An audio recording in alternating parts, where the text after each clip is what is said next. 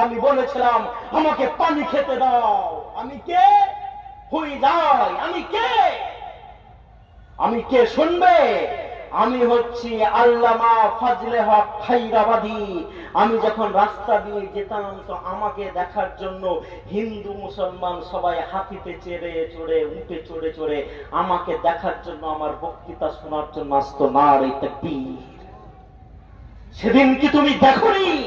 যেদিন আমাকে হাত ধরে পেরিয়ে দিয়ে পায়ে বেরিয়ে দিয়ে নিয়ে যাচ্ছিল, আমি শুধু বলেছিলাম এই দেশকে আমরা শাসন করেছি এককভাবে 700 বছর, পাট পাট করে 1000 বছর হাতে বেরি পড়েছে, পায়ে বেরি পড়েছে, আমাকে দমানো যাবে না।